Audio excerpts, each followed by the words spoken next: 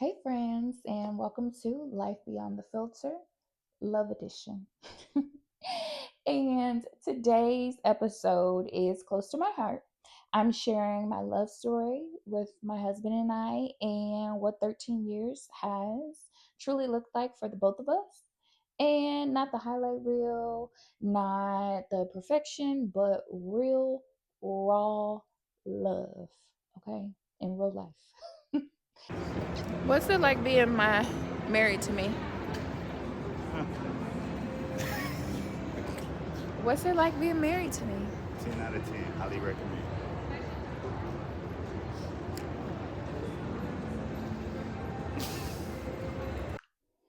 And today you may notice I am further away from the camera because my best friend has been telling me the last 2 weeks to back up. Okay, so excuse my language. So you have it this way.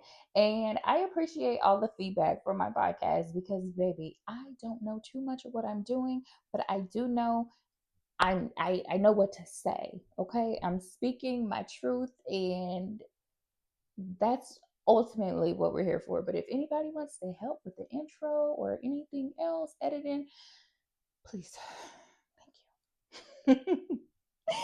So, what this video is going to entail, as I already stated, is what 13 years look like. And I have been contemplating this video for some time now. And last week I was so excited, like, oh my God. I even talked to Dwayne about it. Like, I'm gonna make this video. It's gonna be so cute. It just makes me so happy thinking about our love for one another. And I'm just excited to make this video, even this morning. And then he pissed me off right before I had to make this video. And I was like, you know what? I'm not making it. I'm not making it. Even though his birthday is tomorrow and we just had a great time in Chicago, I'm not making it. No. And then I told myself, well, Pinky, this this is actually like what your video and podcast is all about. This is your story. It's your authenticity. It's knowing that relationships aren't perfect. You literally have to choose your person every single day, despite the disagreements, despite the fights, despite whatever. You have to make that executive decision to choose your person every day because listen, baby, nobody's perfect. Nobody. I want to say that I am. I'm just kidding. But nobody's perfect. So it really boils down to living in that truth and being okay with it. Me, I never idolized any relationship, not public figures, not people I may know personally. I never idolized any relationship because one, I know perfect doesn't exist. And I don't want to envy or idolize someone that I don't know what they had to endure to get to where they are. Yeah, be careful what you ask for, right? So here's the raw truth. So here it goes. So the early years for Dwayne and I consisted of, oh my goodness, we were inseparable. And it's funny.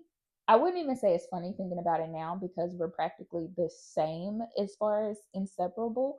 Um, we're always together. I don't want to say we do everything together because that's not true. Like we have our own separate lives as well as our relationship together, which obviously we're together every day, but we do have our own friends. We do have our own hobbies and things of that nature, which I believe is very important. Your husband friends is not your friends, and vice versa. My girls are not his friends.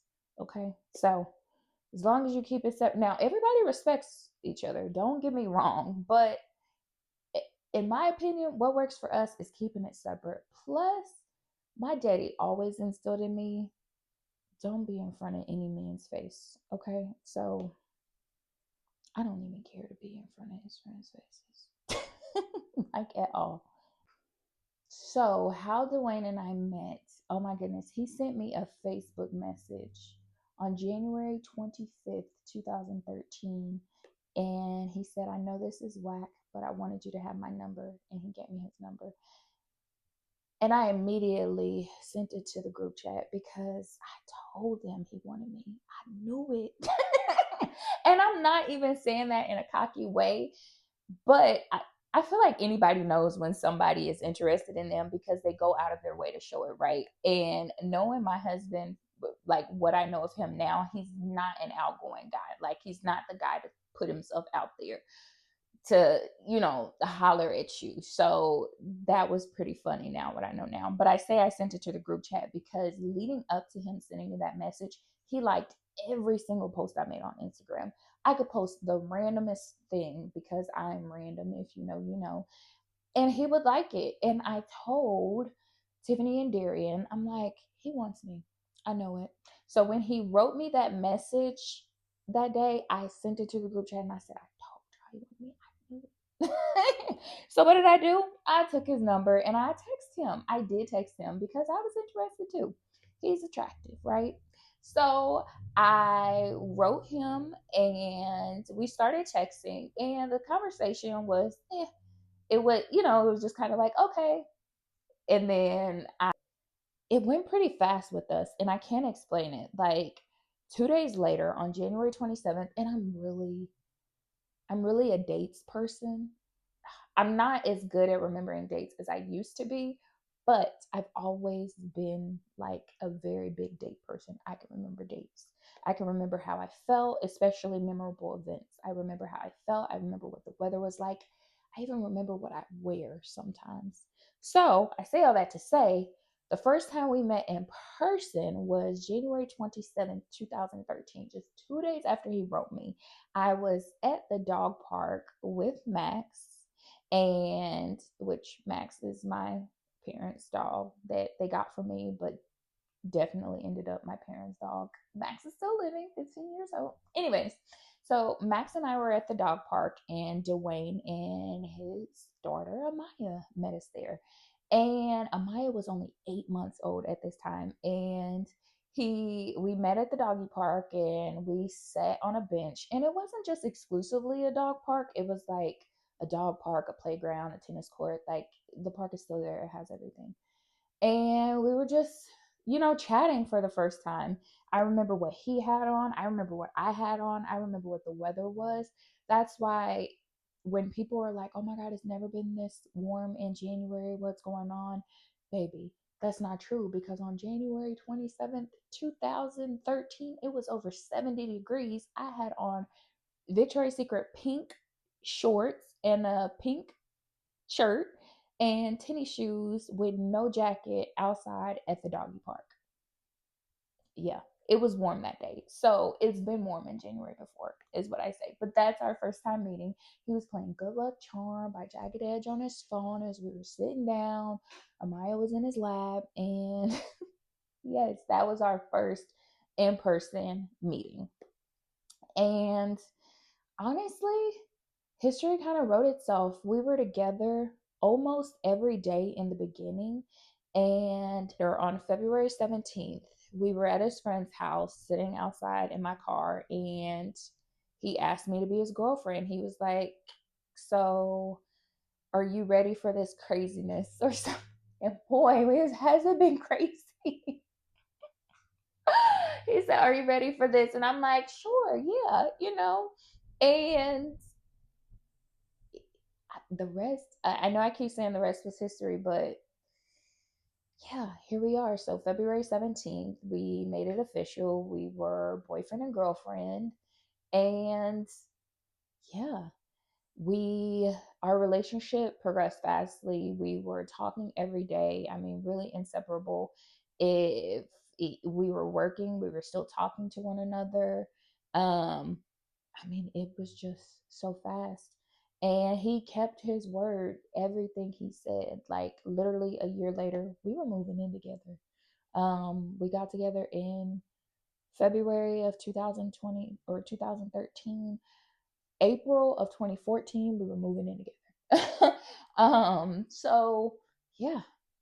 So I want to say my first impression of my husband, mm, I can't really say other than I thought he was cute. Oh, no. Okay. So my first impression. So keep in mind, I was 19 when my husband and I started dating, and he was 21, about to be 22 a couple weeks later. Keep that in mind. So what I did love about my husband, my first impression of him was how well he fathered his children. And funny enough, I never had any interest of dating a guy with kids. I was 19 when my husband and I got together. There were guys who tried. I just never had any interest whatsoever. So I cannot explain, other than it being God's plan, that I ended up with a man with two children by two different women. But I did, honestly. I can't. And I mean, he had his kids. Like, when he wasn't at work, his kids were with him. It wasn't a weekend father. It wasn't, and it reminded me so much of my dad, because I will say that the example that my father set in being there and present, emotionally present, physically present, etc., that's what I saw in Dwayne, and I adored that. I adored it so much. I'm like, yes, like, yes, this is the one. Like, you're a great daddy. Can you be my daddy? I'm just kidding. Anyways, jokey joke. So, early struggles, I will say, is trying to wrap my head around the fact that he had exes that were essentially permanently going to be around. Because, me not having any children going into the relationship, well, my exes were, I mean, non-existent at this point, because there was no connection, no reason to stay in touch, nothing. And then you begin dating someone who actually has kids, and they are a very active parent. Well, they have to communicate with the other parent, especially these are young children. I'm talking about Amaya being 8 months old and Deshaun being 3 at the time we started dating. So these are connections and relationships that still have to exist to be healthy, right? So I want to say that was my first struggle getting into that relationship. But I do want to also say that my husband did a really great job of setting the expectations for, his relationships with their mothers, where they stood, what to expect. Like, he let me know, like, hey, whether we're still friends or whether we still communicate well or not, etc. Like, he set the expectations for me in the beginning, and I feel like that really helped. Also, early struggles on is, one, I wasn't a mom. You understand what I'm saying? I'm not a mom. I'm 19. I'm fresh out of high school, going to community college. Like, I didn't really know what to expect. And like I said, we were inseparable and we moved pretty fast. Like, a year after dating, I was literally moving out of my parents' house into my first place with my significant other, my partner, who's not my husband, he's my boyfriend, with his two kids that are going to be there 50% to more of the time with us, right? So I would say that earlier on, those were probably the struggles, which I don't even want to classify as a struggle, because if you know me, I adapted to that role probably better than a lot of people would, but it was second nature to me. But it was also something new, whereas I went in, again, no children. I was used to my freedom, being able to go where I want to go, where I want to go with, and it quickly adapted to, well, we need to find a babysitter before we can go on a date, or things like that. So it was definitely new to me. I don't want to say it was necessarily a struggle, but it was certainly new and something I wasn't used to. I'm going to be transparent. How can I say this in a nice way? My husband was used to something that I was not. And what I mean by that is, I don't argue, I don't yell, I don't really fight. If I tell you something, I'm going to tell you calmly, and the ultimate goal is for us to communicate about it. And I expect that in return. That's not what he was used to. And now, if I do want to say anything was a struggle, that was a struggle in the beginning, because, yeah, who you yelling at? Who you yelling at? We can have this conversation later. Okay. So That was something early on that I would say would have been a struggle, but learning each other's communication preferences and really applying it, we really came a long way with that. We're not just going to shut down. Now, I came from a household where we loved out loud. We were very affectionate, we were very vocal, and where we felt hurt or wronged or even happy, like we vocalized our feelings in my house growing up. And he he didn't have that same experience. It was a lot of yelling. So that reflected in our relationship early on. That was something to definitely overcome in the beginning years and something we still work on every day. Like, literally, something that I hope, if you don't take away anything else from this relationship, is please understand: one, no relationship is perfect. None. Don't allow anybody to convince you that it is. But you have to know where you stand, and you have to know, if you don't take away anything else, you have to take away this: love is work. Any relationship is work, whether it be a friendship, your significant other, partnership, work relationship, whatever.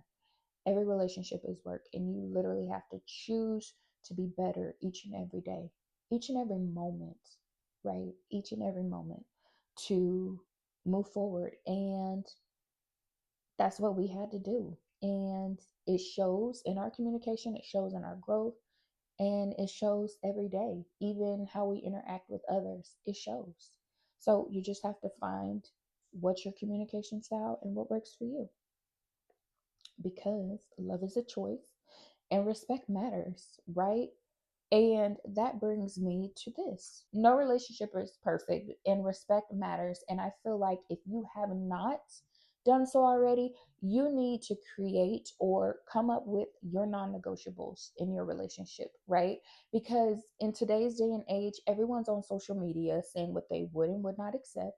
Everyone is telling you to leave your partner if they, whatever the case may be, right? It's endless, right? You use your imagination. But if you come up with your own non-negotiables and what you are or are not willing to accept, that's between you and your person.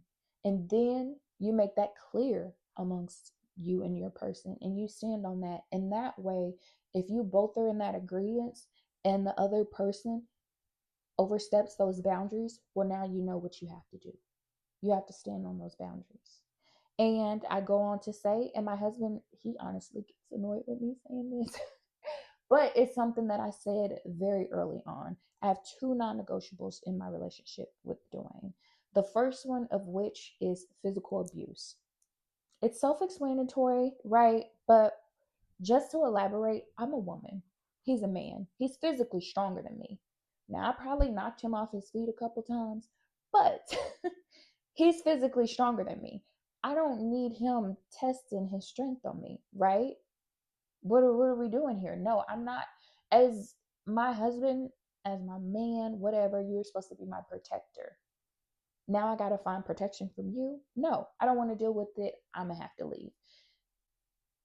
Let me say this too: this is no shade at anybody who has stayed during this. Let me be clear. This is not a low blow at anybody, because everybody, listen. Next thing for me is infidelity, right? Because one, it's countless of people in this world, right? It's so many people in this world.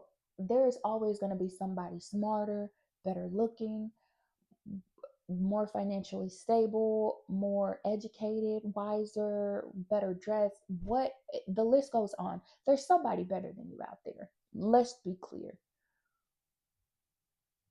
But if you ever get to a point where you step out, I wouldn't be able to forgive that. And again, this does not knock anybody who stays after infidelity. This does not bash anybody. Listen, it's fine. These are just mine for reasons I am discussing. I wouldn't be able to stay after infidelity because I already overthink everything, right? I may randomly get mad on a Tuesday about something that happened with Dwayne and I 10 years ago. You think I'm going to be able to let go of you sleeping or giving another woman attention? You really think I'm gonna be able to let that go mentally? I'm here to tell you I'm not. I will over obsess over it. I will start thinking, well, how can I change my hair? Do I need to get a better body? Like, I will start overthinking and it will become unnecessary to the point of I just need to leave, right? Because what it boils down to with infidelity situations, it's rarely the person who got cheated on that has the problem, and more so the cheater, right? There's an insecurity deep down within that honestly you need therapy to figure out, but it's not for me to help you figure that out, right? I'm not. So, those are my two non negotiables again. So, if you haven't already, think of yours. What are your non negotiables? Are they identical to mine? You know, not no infidelity and no physical abuse, or is it something else? You know, whatever yours may be, stand on it. Friendship and marriage is so important. It goes without saying. You have to enjoy the person you're with, right? Enjoy them. You know, I really enjoy my time with Dwayne. Like, we will laugh, we will crack jokes, and it's not always serious, you know. And over the 13 years, I feel like we really got to a point of enjoying one another, knowing each other in and out, to where it's really good to be around one another, you know. Like, that's why we've been inseparable all these years, because we really enjoy each other. Even when he gets on my nerves or makes me mad, I still enjoy him. You have to choose peace. You have to choose peace. I am the first to admit that I will choose peace every time. Every time. I don't want to argue. I don't want to fuss. I don't want to fight. I understand your point of view. Let's move on. I'm waving the flag. I am the first every time. And I will be, well, not every time, but I'm the first to wave the flag majority of the time. Because one, what are we arguing for? What are we mad about? Earlier on, I had to ask myself questions, right? Because, like I said, I can overthink some stuff and run some stuff to the ground, right? Unnecessarily, unintentionally, even. So I had to tell myself, before I allow myself to get super angry about this, Pinky, are you going to leave him? Does this make you want to leave him and never, ever spend the rest of your life with this man? If the answer is no, move on. And I feel like that did so much wonders for my sanity, because why fester on something that it could be minuscule and small and something that you can work out or work through with the conversation? And which brings me back to the non-negotiables. If it's not one of those non-negotiables, move on. Move on, right? Move on. Now, and which brings me to what I admire most about my husband is he shows up. He shows up for people who depend on him the most. He shows up for his career. He shows up for our family. And he shows up for his friends. And that's what I admire most about him. He is a boss. Like, that is just a testament to his hard work. And that's what I admire most about my husband, is his hard work and dedication. That man goes to the gym 5 days a week consistently. That man will meal plan and eat his meals right. I can't even stay consistent in the gym for a couple months. before I'm like, oh, I need to cancel that membership. But he shows up, and that's what I admire most about my husband. Now, what this relationship has made me learn about myself, that's the realty. Because what I've learned about myself in this relationship is I have to show up for me, honestly. When Dwayne and I first started dating, I was cute, okay? I was cute. Not saying I'm not cute now, not saying I'm not beautiful inside and out, but I was very cute. I was very organized. I was very just together. Granted, I was 19, but if you know, you know. Um, and I feel like getting in the relationship with Dwayne, I lost myself. And I don't want to say it's derogatory towards the relationship or anything, because I feel like it's more common than anybody's willing to admit. But as women, anyways, for myself, I was so focused on him and the kids that I lost myself in our relationship. And that wasn't because anything with him, it was because of me. I have a caretaker, nurturing personality, and things like that. So, what I learned about myself is in that, and being the caretaker and all that, even when it comes to my family, outside of the family that I created, I was depleting myself. I had lost myself. I lost my spark. And what I learned about myself in this 13 years is I can't pour from an empty cup. So I have to fill me up first before filling my husband up, before filling my children up, before filling my siblings or grandparents or parents or aunts or uncles, cousins, friends, whatever. I cannot pour from an empty cup. So I have to fill me up first. And had I not gotten into this relationship at a young age and discovered myself through every season of my relationship, I wouldn't probably have known that. And I appreciate that. And that's what I learned about myself. So I know I said a lot, but for some, I maybe didn't say enough, and I apologize. But that is the gist of this episode. And I do want to thank you all for letting me share my story beyond the filter. And if you believe in real love, growth, and becoming your best self, you're exactly where you're supposed to be. And I thank you for supporting this. And even though I'm mad at my husband still, I will still choose him. And I want to wish him a happy early birthday because his birthday is tomorrow. And I hope he enjoys the birthday he deserves.